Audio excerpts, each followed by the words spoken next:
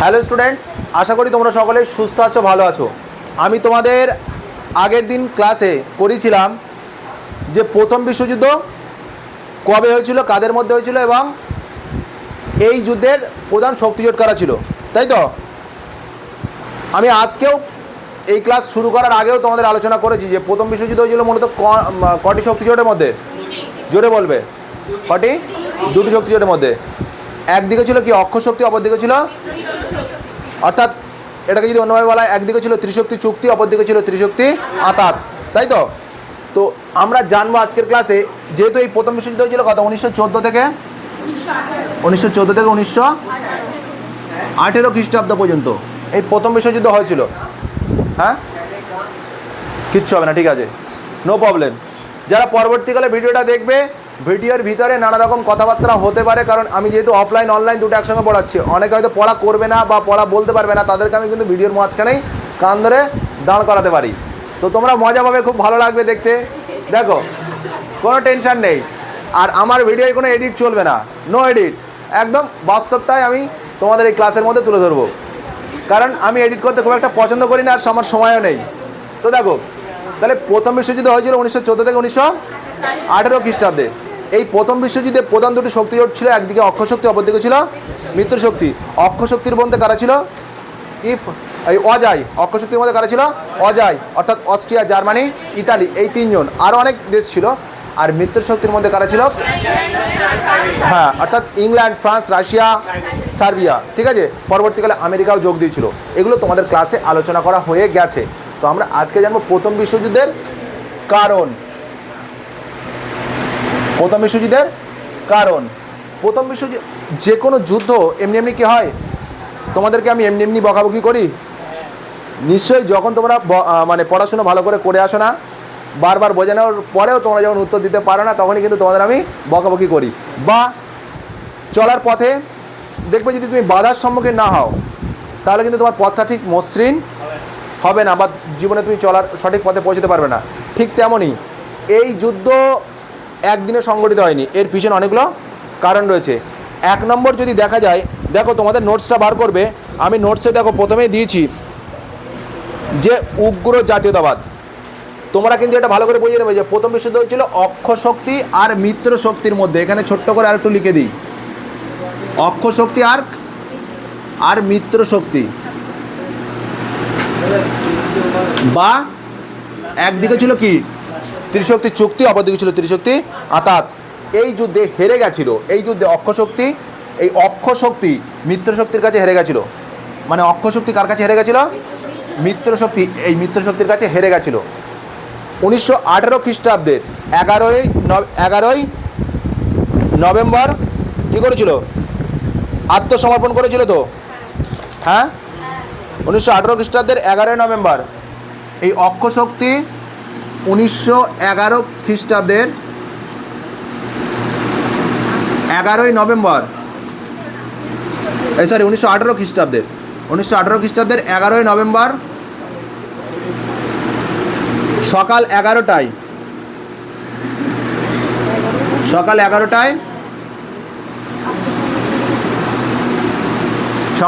মিত্রশক্তির কাছে আত্মসমর্পণ করেছিল, ঠিক আছে। মানে এরা হেরে যায়। এবার দেখো, এক নম্বর কারণ যদি দেখা যায়, প্রথম কারণ কি লিখেছি আমি? উগ্র জাতীয়তাবাদ। এক নম্বর তাহলে কারণ কি? উগ্র জাতীয়তাবাদ। জাতীয়তাবাদ কি? জাতীয়তাবাদ হচ্ছে দেশকে ভালোবাসা, দেশের প্রতি ভক্তি, এটা হচ্ছে জাতীয়তাবাদ। কিন্তু এই জাতীয়তাবাদের নামে যদি আমি উগ্র টাইপের ব্যবহার করি, বা আমার মধ্যে উগ্র মানসিকতা তৈরি হয়, বা অন্য দেশকে আমি খারাপ বলে থাকি, তখন সেটা কিসে পরিণত হবে? তখন সেটা উগ্র জাতীয়তাবাদে পরিণত হবে। দেখো, তোমাদের আমি নোটসে লিখেছি, ভালো করে দেখো 7 নম্বর কোশ্চেনটা নোটসে কী লিখেছি দেখো। বিংশ শতকের শুরু থেকেই ইউরোপের বিভিন্ন দেশে উগ্র জাতীয়তাবাদের প্রসার ঘটতে থাকে। তাহলে কোন সময়কাল থেকে উগ্র জাতীয়তার প্রসার ঘটতে থাকে? বিংশ শতকের শুরুর দিক থেকেই, তাই তো? যেখানে প্রতিটি দেশের মানুষ তাদের জাতিকে শ্রেষ্ঠ বলে দাবি করতে থাকে, এবং বাকি অন্যান্য দেশগুলোকে কী করতে থাকে? তারা পদানত করতে থাকে।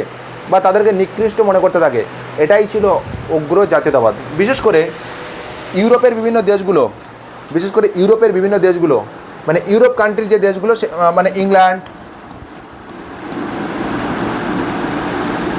ফ্রান্স, এই সমস্ত দেশগুলো না, তারা নিজেদের মানে ভালোত্ব বলে নিজেদেরকে জাহির করতে থাকে, মানে নিজেরাই শ্রেষ্ঠ আর পৃথিবীর সব দেশ কি মানে তাদের থেকে অনেক পদানত এমন মনে করতে থাকে। এবং এইগুলো কিন্তু এই প্রথম বিশ্বযুদ্ধের অন্যতম একটা কারণ। বুঝতে পেরেছে প্রত্যেকেই? হ্যাঁ, আচ্ছা, নেক্সট আমি কি লিখেছি দেখো, পেন্সিল আছে তোমাদের কারো কাছে? আচ্ছা, দাগ মেরে না, আমি যে পয়েন্টগুলো বলছি। 1 নম্বর উগ্র জাতীয়তাবাদ, 2 নম্বর কি বলেছি, বলকান জাতীয়তাবাদ। বলকানটা কি?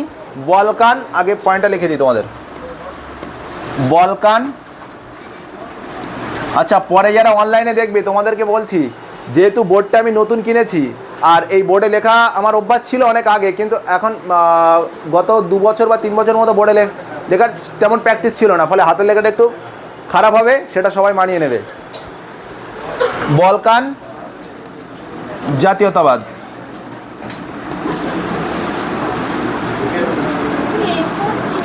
বলকান জাতীয়তাবাদটা কি? রিফা জোরে জোরে বলো।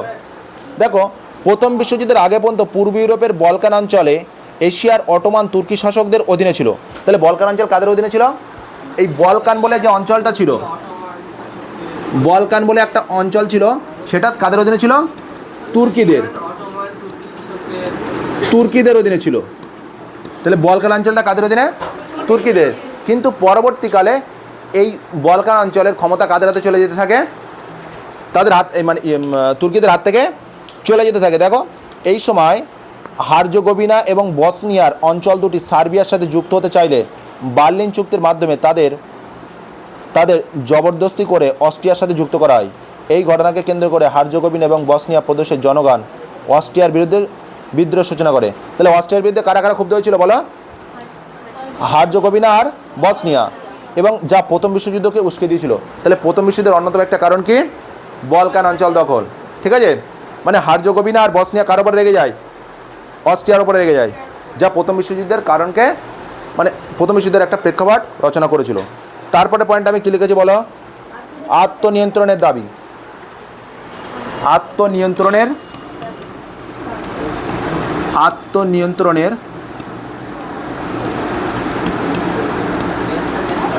আত্মনিয়ন্ত্রণের দাবি, মানে পৃথিবীর প্রত্যেকটি জাতি তারা নিজেকে, মানে প্রত্যেকটি দেশ বা প্রত্যেকটি মানুষ, সে তার নিজেকে নিয়ন্ত্রণ করতে চাইতো, হ্যাঁ, এবং অন্যকেও নিয়ন্ত্রণ করতে চায় অনেক সময়। এই যে প্রত্যেকটি জাতির যে আত্মনিয়ন্ত্রণের যে চেষ্টা, এটাও কিন্তু প্রথম বিশ্বযুদ্ধের অন্যতম একটি কারণ। তারপরের কারণ আমি কী লিখেছি বলো? দেখো, তারপরে কারণ লিখেছি জার্মানির বিরুদ্ধে ফ্রান্সের ক্ষোভ, মানে আর একটা কারণ, আচ্ছা ওটা পরে বলছি আমি। জার্মানির বিরুদ্ধে ফ্রান্সের ক্ষোভ। আচ্ছা, এটা বুঝতে পেরেছি তো? আমি পেজটা একটু ছোটো করে দেবো।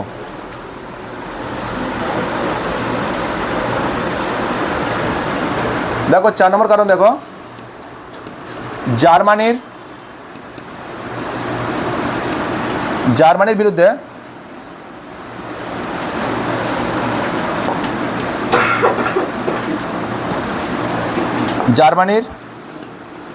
বিরুদ্ধে প্রত্যেকে দেখতে পাচ্ছ তো?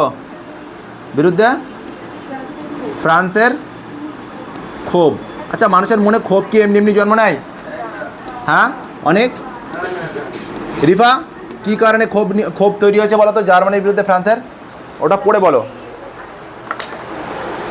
পড়ে বলো, কী কারণে ক্ষোভ তৈরি হয়েছে? হ্যাঁ, না বলো,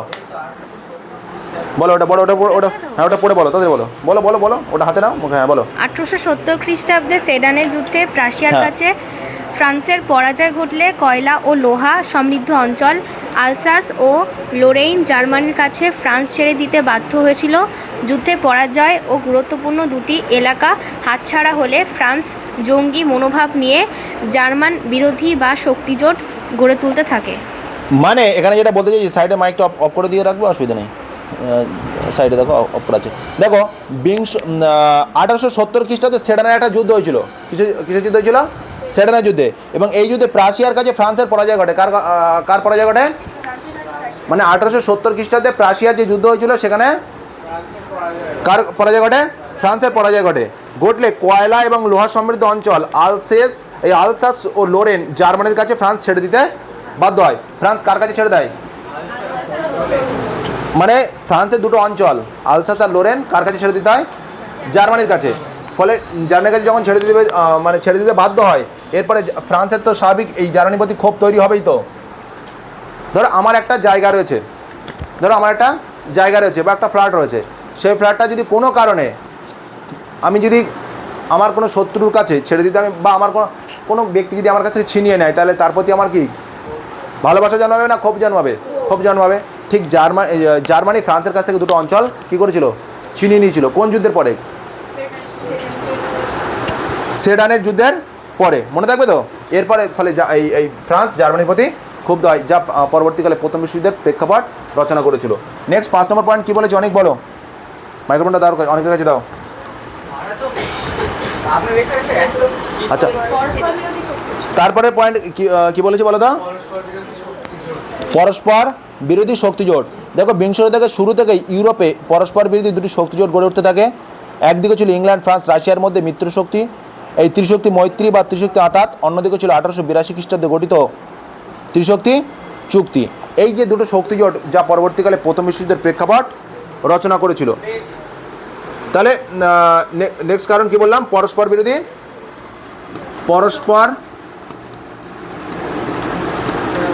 বিরোধী। আমি কিন্তু একটু পরে এগুলো ধরবো। বিরোধী শক্তিজোট। একদিকে অক্ষ শক্তি জোট তৈরি হয়েছে, অপরদিকে কী তৈরি হয়েছে? মিত্র শক্তি জোট তৈরি হয়েছে। এই যে দুটো টিম বা দুটো দল গঠিত হলো, ফলে একটা টিম আরেকটা টিমের প্রতি ক্ষুব্ধ হবে, যা প্রথম বিশ্বযুদ্ধের প্রেক্ষাপট তৈরি করবে। তারপরে পয়েন্ট দেখো লিখেছি আমি, এই মরক্কো পরিস্থিতি। মরক্কো বলে একটা দেশ আছে, জানো তো? হ্যাঁ, ফ্রান্স মরক্কোতে উপনিবেশ স্থাপনের চেষ্টা করলে জার্মানির কাইজার দ্বিতীয় উইলিয়াম ফ্রান্স কোথায় উপনিবেশ প্রতিষ্ঠার চেষ্টা করেছিল? কোথায় বলো? ফ্রান্স মরক্কোতে উপনিবেশ স্থাপনের চেষ্টা করেছিল, বলো। হ্যাঁ, ফ্রান্সে মরক্কোতে উপনিবেশ স্থাপনের চেষ্টা করলে জার্মানির কাইজার দ্বিতীয় উইলিয়াম ফ্রান্সের বিপক্ষে মরক্কোর পাশে দাঁড়ান। ফলে জার্মানি ও ফ্রান্সের মধ্যে সম্পর্কের অবনতি ঘটে। তাহলে এই যে প্রথম বিশ্বযুদ্ধ এই যে হচ্ছে, এর ক্ষেত্রে প্রধান দুটি দেশের নাম কি? জার্মানি আর ফ্রান্স। কারণ এদের মধ্যে কিন্তু লাগাতার সংঘর্ষ বা মন কষাকষি লেগেই থাকছে, যা পরবর্তীকালে প্রথম বিশ্বযুদ্ধের মোড় নিয়েছিল। তারপরে চলে যাও সেরাজেভো হত্যাকাণ্ড। সেরাজেভো একটা জায়গার নাম। কোথাকার রাজধানী সেরাজেভো? হ্যাঁ, সার্বিয়ার রাজধানী। কোথাকার রাজধানী? দেখো 6 নম্বর পয়েন্ট কী আছে বলো? সেরাজেভো হত্যাকাণ্ড। সেরাজেভো হত্যাকাণ্ড। সেরাজেভো হত্যাকাণ্ড। আচ্ছা, এখানে একটা পয়েন্ট দেওয়া হয়নি, সেটা হচ্ছে মরক্কো সংকট। তোমরা এটা লিখে নেবে এখানে, মরক্কো সংকট।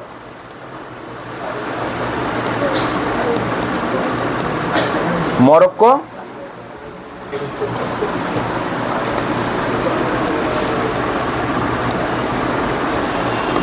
এই পয়েন্টটা এখানে অ্যাড করে নেবে, মরক্কো সংকট। মরক্কো সংকট, ঠিক আছে অনেক। আচ্ছা, তারপরে সেরাজেভো হত্যাকাণ্ড মানে অস্ট্রিয়ার যুবরাজ, তার নাম কি? আর্কডিউক ফার্দিন্যান্দ এবং তার স্ত্রী।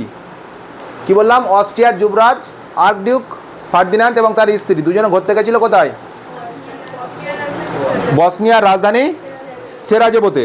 এবং সেখানে বেশ কিছু দুষ্কৃতী তাদেরকে হত্যা করে। এই অস্ট্রিয়ার যে যুবরাজ এবং তার স্ত্রীকে হত্যা করে। এবং এই হত্যার প্রতিবাদ জানিয়ে অস্ট্রিয়া সার্বিয়াকে একটা চিঠি লেগে, ধরে নিই আমি এখনো বিয়ে শাদী করিনি, আমি ধরে নিচ্ছি তোমাদের, আমার ছেলে আর বৌমা কোনো একটা জায়গায় ঘুরতে গিয়েছে, ঠিক আছে? এবার সেখানে কিছু দুষ্কৃতী আমার ছেলে আর আমার এই বৌমাকে,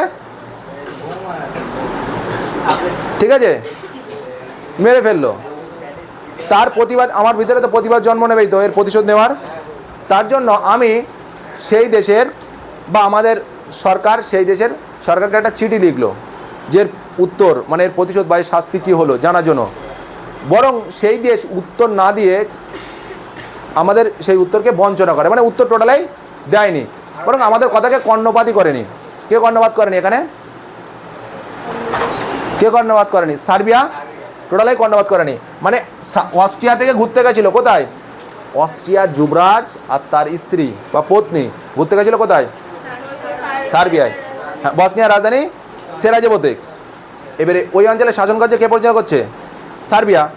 কিন্তু সার্বিয়া সেই উত্তর না দিয়ে বা তার সেই শাস্তির ব্যবস্থা না করায় অস্ট্রিয়া রেগে যায় কার প্রতি? সার্বিয়ার প্রতি। এবং এই ঘটনা এইবার অস্ট্রিয়া আক্রমণ করলে, সার্বিয়া আক্রমণ করলে কি শুরু হয়ে যায়?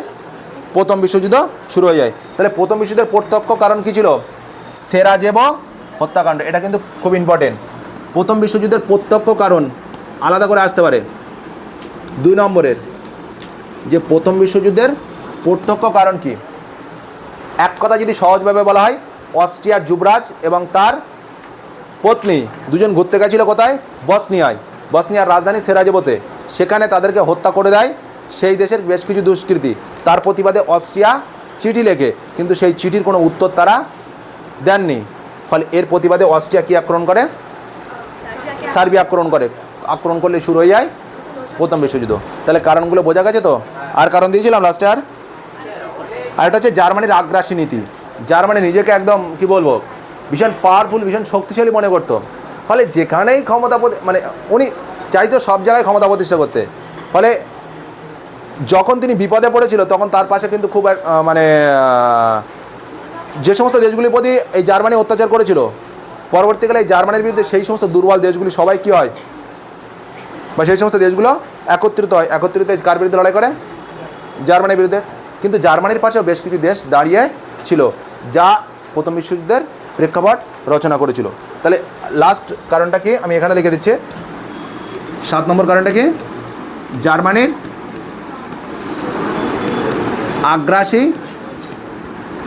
আগ্রাসী নীতি। এবার আমি ধরবো প্রত্যেককে। প্রথম বিশ্বযুদ্ধের কারণ তাহলে বোঝা গেছে তো প্রত্যেকে? তাহলে এই ক্লাসটা আমি আলোচনা করলাম। বুঝতে পারেনি? বুঝতে কী আছে? হ্যাঁ, জার্মান নৌশক্তি বৃদ্ধি। জার্মানি এক কথায় এই প্রথম বিশ্বযুদ্ধের জন্য জার্মানি অনেকটাই দায়ী ছিল। ফলে ওই প্রথম বিশ্বযুদ্ধে কিন্তু জার্মানির ওপরে অত্যাচার বেশি হয়েছিল। এবং এই প্রথম বিশ্বযুদ্ধের ফলাফলে যখন জানবো তখন বুঝতে পারবে যে জার্মানির ওপরে এই অক্ষশক্তিমুক্ত এই মিত্রশক্তিমুক্ত দেশগুলো কত পরিমাণে ক্ষতিপূরণ চাপাচ্ছে বা চাপাবে, সেটা আমরা দেখতে পাবো। তাহলে প্রথম বিশ্বযুদ্ধের কারণগুলো কে বলতে পারবে? 4টে পয়েন্ট কে বলতে পারবে? শুধু পয়েন্ট শুনতে চাই, তাড়াতাড়ি একবার রিকল করে নিলাম। কে বলবে? রুবিনা অনেক বলো, মাইক্রোফোনটা অন করে বলো, তাড়াতাড়ি বলো, জেরক্স বন্ধ করে বলো, আমার দিক ফিরে বলো। হ্যাঁ, আর কি বলতে? রিফা বলতে পারবে? দাও, রিফার কাছে দাও। তামান্না বলবে? এত সংখ্যক স্টুডেন্ট রয়েছে, আদিত্যকেও ধরবো আমি, বলো যে কোনো 4টে। বলো। Very good.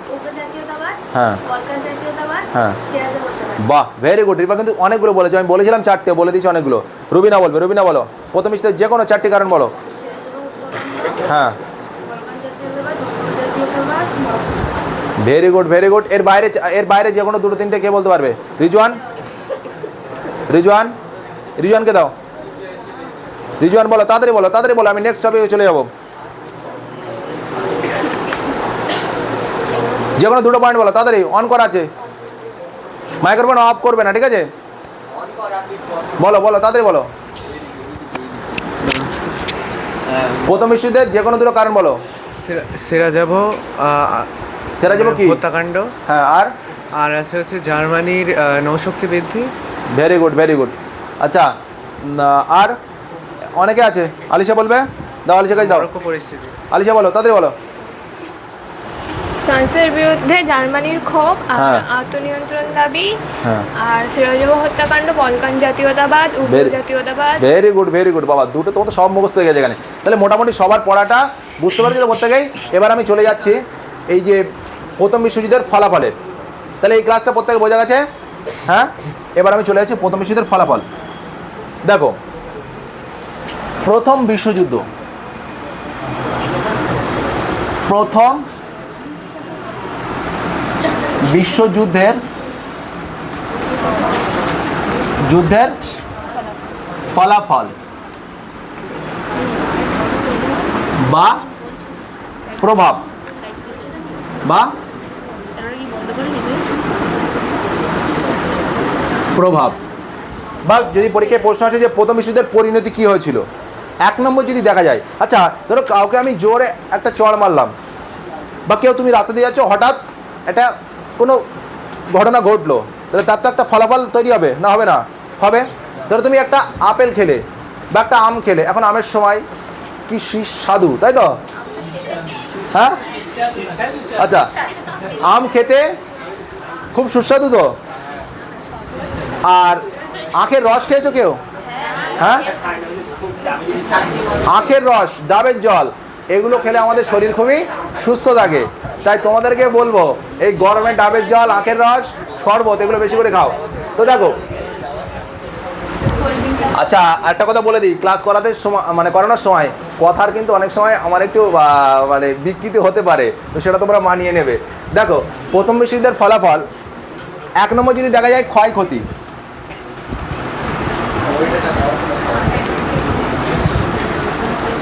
ক্ষয়ক্ষতি, এই যুদ্ধে প্রচুর পরিমাণে ক্ষয়ক্ষতি হয়েছিল। যেমন দেখো, এখানে আমি তোমাদের আলোচনা করেছি, প্রথম বিশ্বযুদ্ধে প্রায় 1,30,00,000 সৈনিকের মৃত্যু হয়। কত? 1,30,00,000 সৈনিকের মৃত্যু হয়, এবং অসামরিক লোকের হতাহতের সংখ্যা আরও অনেক বেশি ছিল। যুদ্ধে অংশগ্রহণকারী দেশগুলির দৈনিক ব্যয় ছিল প্রায় $24 কোটি। কত? $24 কোটি। এবং যুদ্ধে মোট ব্যয় হয়েছিল প্রায় $27,000 কোটি। কত? প্রায় 27,000 কোটি ডলার খরচ হয়েছিল প্রথম বিশ্বযুদ্ধে। বুঝতে পেরেছ? তারপরে দেখো নেক্সট, আচ্ছা যুদ্ধ হলে কি নতুন নতুন ফুল ফুটবে? মানুষের মৃত্যু হবে না? যুদ্ধ যখন হবে তখন বহু মানুষের কিন্তু মৃত্যু হবে। তাই প্রথম বিশ্বযুদ্ধের অন্যতম একটা প্রভাব হলো কি? মৃত্যু। প্রথম বিশ্বযুদ্ধে প্রচুর পরিমাণে মানুষের মৃত্যু হয়েছিল। ফলে মানুষের মৃত্যু হলে কি জনসংখ্যার পরিমাণ কমবে না বাড়বে? কমবে। তারপরে দেখো, গণতন্ত্রের প্রসার। প্রথম বিশ্বযুদ্ধের পর কী হয়েছিল? প্রথম বিশ্বযুদ্ধের পর পৃথিবীর বিভিন্ন দেশ স্বাধীনতা অর্জন করেছিল, ফলে গণতন্ত্রের দ্রুত কী হয়েছিল? প্রসার ঘটেছিল। তারপরে দেখো, প্রথম বিশ্বযুদ্ধের পর শান্তি প্রতিষ্ঠার জন্য, একটা যুদ্ধ কি শান্তি নিয়ে আছে? অশান্তি নিয়ে আছে তো, বরং বহু মানুষের ক্ষয়ক্ষতি হয়, মৃত্যু হয়। এই জন্য মার্কিন রাষ্ট্রপতি উইড্রো উইলসন একটা সুপারিশ করেছিল, তার জন্য কি প্রতিষ্ঠিত হয়? জাতিসংঘ বা লিগ অফ নেশনস।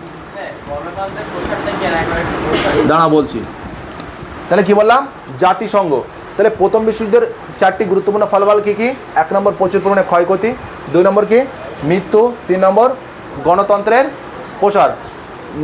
প্রথম বিশ্বযুদ্ধের পর পৃথিবীর বিভিন্ন দেশ স্বাধীনতা অর্জন করেছিল, ঠিক আছে? ফলে স্বাধীনতা অর্জন করলে সেখানে কি গণতন্ত্র বিস্তার লাভ করবে। এটা প্রথম বিশ্বযুদ্ধের একটা অন্যতম প্রভাব। দ্বীপ ভিতরে চলে আসবে।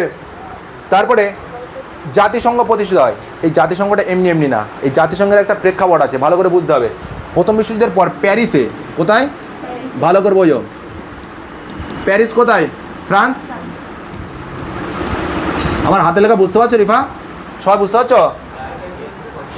ফ্রান্সের প্যারিসে একটা সম্মেলন হয়েছিল, সেখানে 5টি বৃহৎ দেশ অংশগ্রহণ করেছিল। কটা? অনেকগুলো দেশ অংশগ্রহণ করেছিল, তার মধ্যে 5টি বৃহৎ দেশ অংশগ্রহণ করেছিল।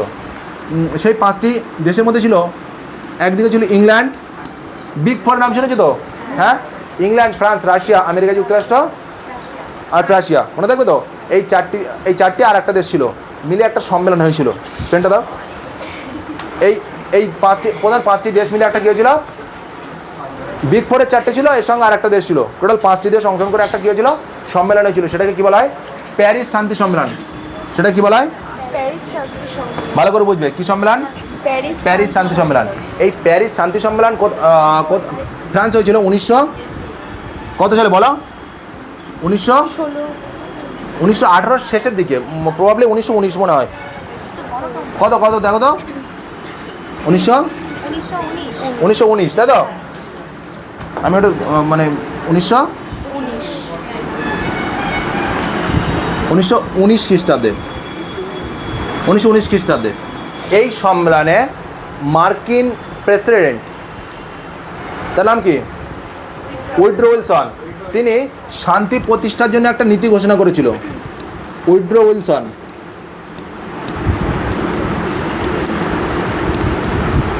উইলসন একটা নীতি ঘোষণা করেছিল, একটা না মানে 14টা নীতির ঘোষণা হয়েছিল।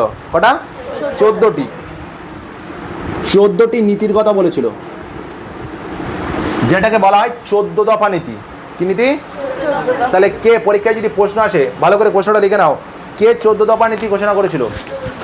এই এখানে এত সংখ্যক স্টুডেন্ট আছো, প্রায় 40 জন মতো রয়েছে, প্রত্যেকে বুঝতে পারছো তো? তাই বলো কোনটা গণতন্ত্রের প্রশ্ন তো বলে দিলাম। আচ্ছা আরও একবার বলে দিচ্ছি, তোমার যখন কোশ্চেন আছে একবার ছাড়া 100 বার প্রশ্ন করলে বলে দেবো, কিন্তু পরের দিন পড়াটা আমাকে সুন্দর করে দিতে হবে। আচ্ছা সেটা বলে দিচ্ছি। তাহলে 14 দফা লেখো, 14 দফা নীতি কে ঘোষণা করেছিল? দীপ বাইরে বসে থাকবে না, বই বার করে পড়ো, লাইটটা জ্বালিয়ে নাও, ব্যানারের তলায় সুইচ আছে। 14 দফা নীতি কে ঘোষণা করেছিল? লেখো মার্কিন প্রেসিডেন্ট উইড্রো উইলসন। এই নাম লিখে দিলাম। পড়া এখানেই মুখস্থ হয়ে যাবে। মুখস্থ হচ্ছে না? হ্যাঁ, মনোযোগ সহকারে ক্লাসটা ভালো করে শুনতে হবে। আর পরবর্তীকালে যারা অনলাইনে ক্লাসটা দেখবে তোমাদের বলবো খাতা আর পেন সঙ্গে নেবে আর একটা জলের বোতল। ক্লাসটা ভালো করে দেখবে, পুরো পড়াটাই মুখস্থ হয়ে যাবে তোমাদের।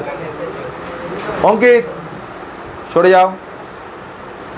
আচ্ছা, তাহলে মার্কিন রাষ্ট্রপতি উইড্রো উইলসন 14 দফা নীতি ঘোষণা করেছিলেন। সেই 14টা নীতি, বইটা খোলো, বইতে পাবে, দেখো বইটা খোলো, দেখো ব্যাচ স্কুলের বইতে,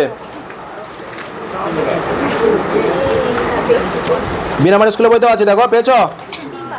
84 স্কুলের বইতেও আছে, দেখো 105 পাতায় আছে। বিনামারি স্কুলে 105 পাতা, না বেড়াচি স্কুলে 105 পাতা। 84 স্কুলের বইতে একটু দেখো আছে, পরপরই আছে, প্রথম বিশ্বযুদ্ধের পরেই আছে, দেখো এই তো বিনামানি স্কুল 103 পাতা পেয়েছ? হ্যাঁ, এই যে 14টা নীতি আছে। রিপা কী আছে বলো তো? মাইক্রোফোনটা কার কাছে? বলো রিপা, 14টা নীতি তাড়াতাড়ি বলো। আচ্ছা ওটা পরে ক্লাস, ওটা একটা আলাদা তো ক্লাস করাবো, আমি চিন্তা নেই, তোমাদের জন্য একটা আলাদা ক্লাস করাবো। তাহলে এই প্রথম বিশ্বযুদ্ধের কারণ আর ফলাফল বা প্রভাবটা প্রত্যেকে বুঝতে পেরেছি তো? হ্যাঁ, প্রত্যেকে বুঝতে পেরেছ? কোয়েলের কাছে দাও মাইক্রোফোনটা। কোয়েল বলো প্রথম বিশ্বযুদ্ধের দুটো ফলাফল বলো, তাড়াতাড়ি বলো। ক্লাসটা শেষ করবো, যারা পরবর্তীকালে অনলাইনে ক্লাস দেখবে তাদের অসুবিধা হয়, তাড়াতাড়ি বলো, লং হয়ে যাচ্ছে অনেক। ক্ষয়ক্ষতি, মৃত্যু, হ্যাঁ, আর হচ্ছে গণতন্ত্রের। আচ্ছা এর কাছে দাও তো দেখি, শুভশ্রীর কাছে দাও। শুভশ্রী বলো, এই প্রথম বিশ্বযুদ্ধে প্রায় কত হাজার কোটি টাকা খরচ হয়েছিল, কত হাজার কোটি ডলার খরচ হয়েছিল? আমি বলেছি, তুমি বলতে পারো সুস্মিতা? বলো, এর কাছে দাও, আর্যমার কাছে দাও। আর্যমা বলো। 27,000 কোটি টাকা। 27,000 কোটি ডলার। আর এই যুদ্ধে কিন্তু প্রচুর মানুষের কী হয়েছিল? মৃত্যু হয়েছিল। তাহলে এই ক্লাসটা প্রত্যেকে বুঝতে পেরেছ? এই ক্লাসটা এখানে শেষ করছি, এই ক্লাসটা এখানেই শেষ করব। জয় হিন্দ, জয় ভারত।